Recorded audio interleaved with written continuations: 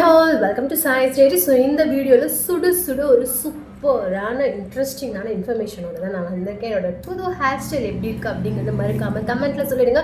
The first time நம்ம சேனலுக்கு வரீங்க அப்படின்னா ப்ளீஸ் நம்மளுடைய சேனலை சப்ஸ்கிரைப் பண்ணிக்க மறந்துடாதீங்க. பக்கத்தில் இருக்கக்கூடிய பெல் ஐக்கான் ப்ரெஸ் பண்ணி ஆல் அப்படிங்கிற ஒரு ஆப்ஷன் இருக்கும், அதை செட் பண்ணிக்கோங்க. அப்போ தான் ஒவ்வொரு டைம் நான் வீடியோ அப்லோட் பண்ணும்போதும் உங்களுக்கு நோட்டிஃபிகேஷன் கிடைக்கும். ஓகே, என்ன வீடியோ இது அப்படிங்கிற கேட்குறவங்களுக்கு இந்த வீடியோவில் வந்து பார்த்திங்கன்னா நான் வந்து ஸ்மூத்னிங் பண்ணியிருக்கேன். இதை பற்றினா சுட இப்போ தான் முடிச்சுட்டு வீட்டுக்கு வந்து டயர்டில் கொஞ்சம் கூட ரெஸ்ட் எடுக்காமல் உங்களுக்கு கூட ஷேர் பண்ணுவோம் அப்படிங்கிறதுக்காக. ஓகே, ஸ்மூத்னிங் பண்ணுறது இது என்னுடைய 3rd டைம். ஸோ ஃபர்ஸ்ட் வந்து பார்த்திங்கன்னா 2018 or 17 வந்துட்டு நான் வீட்லேயே ட்ரை பண்ணேன். அது அவ்வளோ சக்ஸஸ்ஃபுல்லாக இருந்ததா அப்படின்ட்டிங்கன்னா அவ்வளோ சக்ஸஸ்ஃபுல்லாக இல்லை.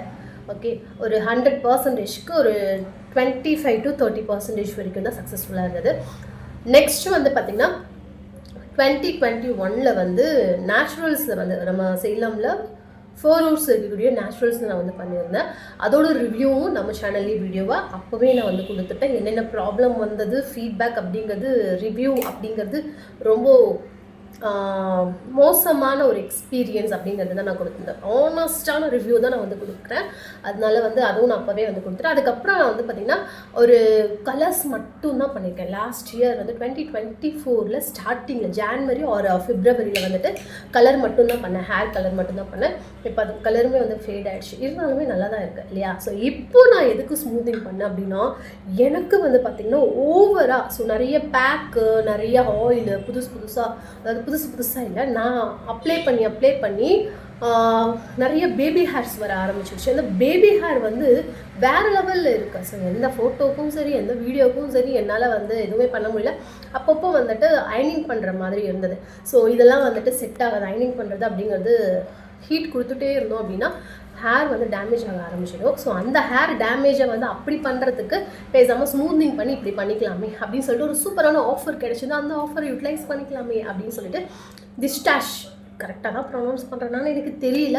ஸோ இது எங்கே இருக்குது அப்படின்னு கேட்டிங்கன்னா நம்ம வின்சென்ட்டில் 7 Artsக்கு ஆப்போசிட்டில் இருக்குது, புதுசாக ஓப்பன் பண்ணியிருக்காங்க. ஸோ இங்கே தான் ஜஸ்ட்டு நான் வந்து த்ரெட்டிங் பண்ண போனேன். அப்படியே வந்துட்டு ஓகே, ஸோ எனக்கு பிடிச்சிருந்தது இந்த ஆஃபர், அதனால் வந்து யூட்டிலைஸ் பண்ணிவிட்டேன். என்ன ஆஃபர் அப்படின்னு கேட்கணும், நீங்கள் நேரில் போய் கேளுங்க.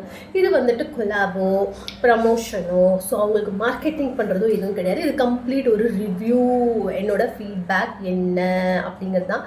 பாருங்கள் எவ்வளோ அழகாக இருக்குல்ல. ஸோ நான் அயனிங் பண்ணால் கூட வந்துட்டு ஒரு 5 to 10 minutes அப்படி இருக்கும். அதுக்கப்புறம் அங்கங்கே வந்துட்டு எனக்கு அப்படியே வேவ்ஸ் வந்துடும். பட் இது இப்போது வரைக்கும் இப்போ நான் வந்து ஒரு ஒரு ஒரு 1/2 hour இருக்கும்னு நினைக்கிறேன். ஸோ அது வரைக்கும் இப்படி தான் இருக்குது. பார்க்கலாம், இதுதான் வந்து கம்ப்ளீட் என்னோடய ஃபைனல் ரிசல்ட்டா, ஃபைனல் ஃபீட்பேக்கா அப்படின்னு கேட்டிங்கன்னா நோ. ஏன்னா நமக்கு 3 days இருக்குது. 3 daysக்கு அப்புறம் நான் அகெயின் உங்கள் கூட ஒரு 1 week டைம் எடுத்துகிட்டு மறுபடியும் பண்ணுவேன். பட் இந்த ப்ராசஸ் நான் மறந்துடுவேன். அதுக்காகவே வந்து இந்த வீடியோ நான் வந்துட்டு டக்குன்னு சுட வந்து எடுத்துக்கிட்டேன்.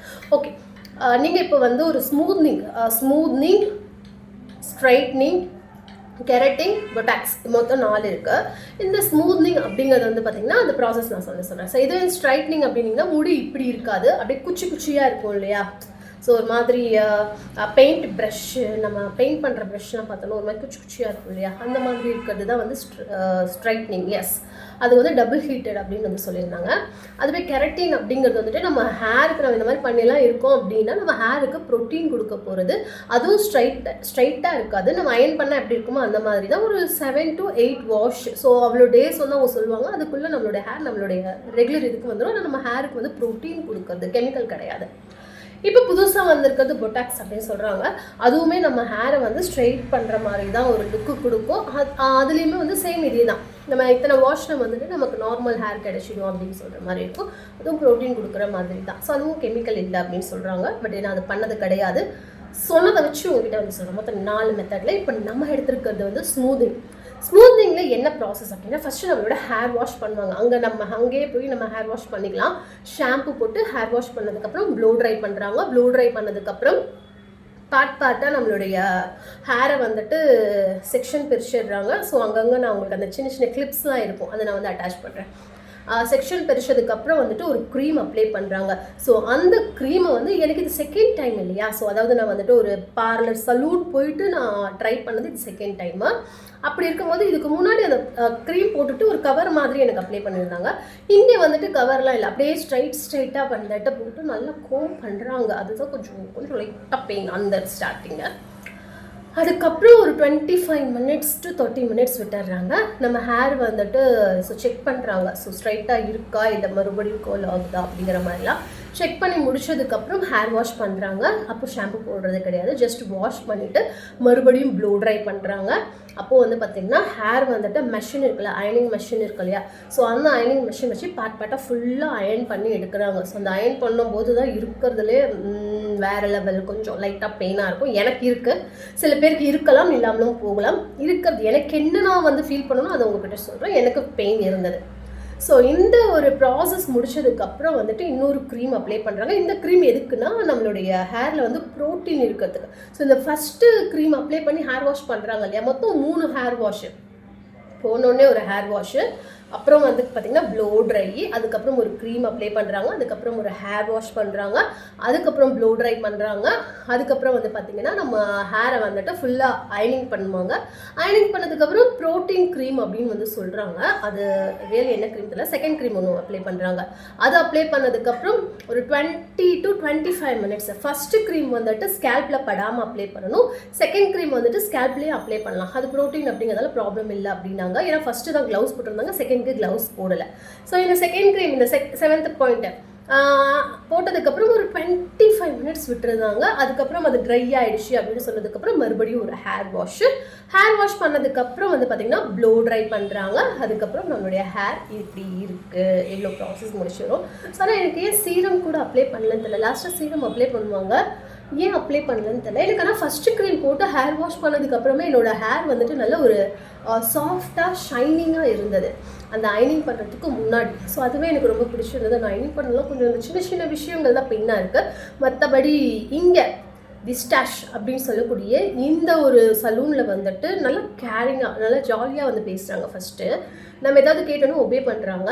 அதுக்கப்புறம் ஏதாவது பார்த்து பண்ணுறாங்க. பெயினாக இருக்கா, கொஞ்சம் நேரம் ரெஸ்ட் எடுத்துக்கிறீங்களா, கொஞ்சம் டைம் எடுத்துக்கலாமா, இல்லை நான் பொறுமையாக பண்ணட்டுமா, ஏதாவது இருந்தால் சொல்லுங்கள் அப்படிங்கிறதெல்லாம் சொல்கிறாங்க.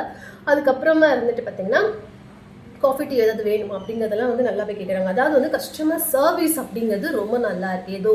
ஏதோ அப்படின்லாம் இல்லாமல் ரொம்ப அழகாக பொறுமையாக நிதானமாக பண்ணுறாங்க. ஸோ ஆஃபர் ப்ரைஸாக இருந்தாலும் அவங்களோட சர்வீஸ் வந்து பெஸ்ட்டாக இருக்குது. அண்ட் இப்போ வந்து முடிச்சதுக்கப்புறம் எனக்கு இன்னும் ஒரு 2 daysக்கு அப்புறம் வந்து ஹேர் வாஷ்க்கு வர சொல்லியிருக்காங்க. ஒரு ஈவினிங் டைமாக வாங்க ஹேர் வாஷ் பண்ணிக்கலாம் அப்படின்னு சொல்லிட்டு இந்த ஹேர் வாஷ் முடிச்சதுக்கப்புறம் லைட்டாக எனக்கு வந்துட்டு கீழே பார்த்திங்கன்னா சின்ன ஹேர் இருக்குல்ல, அதை ட்ரிம் பண்ணணும். அதுக்கப்புறம் வந்துட்டு பேபி ஹேர்ஸ்லாம் எப்படி வந்துட்டு நம்ம என்ன பண்ணலாம், எப்படி மெயின்டைன் பண்ணலாம் அப்படிங்கிற மாதிரி சின்ன டிப்ஸ்லாம் வந்து கொடுத்துருந்தாங்க. என்ன பிராண்ட் நம்ம வந்து சில இதெல்லாம் முடிச்சதுக்கப்புறம் உடனே அவங்களோட பிராண்ட்லேயே வந்துட்டு நமக்கு ஷாம்பு கண்டிஷ்னர்லாம் வாங்கணும் அப்படின்னு சொல்லுவாங்க. பட் இவங்க அந்த மாதிரிலாம் ஃபோர்ஸ் பண்ணுறது கிடையாது. ஸோ நீங்கள் என்ன ஷாம்பு யூஸ் பண்ணுங்கள், அதில் இந்த ஷாம்பு யூஸ் பண்ணுங்கள், இப்படி யூஸ் பண்ணுங்கள், இப்படி ஹேர் வாஷ் பண்ணுங்கள். நான் கலரிங் கேட்டிருந்தேன். ஸோ நான் வந்து பார்த்திங்கன்னா ப்ளாண்ட் கலர் பண்ணலாம் அப்படின்னு சொல்லிட்டு ஏற்கனவே ஃபஸ்ட் டைம் செகண்ட் டைம் நான் தான் பண்ணணும்னு நினச்சேன். பட் ஆனால் எனக்கு அந்த கலர் கிடைக்கல அப்படின்ட்டு ஒரு விதமான ப்ரௌன் மாதிரி பண்ணியிருந்தேன், கோல்டன் ப்ரௌனு. ஆனால் இந்த டைம் எனக்கு ப்ளாண்ட் கிடைக்குமா அப்படின்னு கேட்டிருந்தேன். கிடைக்கும், பட் ஆனால் வந்துட்டு நீங்கள் இப்போ ஸ்மூத்னிங் பண்ணதால் 6 months அப்புறம் தான் நீங்கள் கலர்ஸ் எடுக்கணும் அப்படின்ட்டு. ஆனால் ஃபஸ்ட் டைம் நான் பண்ணும்போது எனக்கு வந்து 3rd day வந்து எனக்கு கலர்ஸ் பண்ணியிருந்தாங்க. அது அப்படி பண்ணக்கூடாது, ஹேர் ரொம்ப டேமேஜ். கண்டிப்பாக எனக்கு நிறைய ஹேர் ஃபால் ஆனது அந்த ஃபஸ்ட்டு ஸ்மூத்னிங் பண்ணதால். ஸ்மூத்னிங் பண்ணதாவே உங்களுக்கு ஹேர் ஃபால் ஆகும்.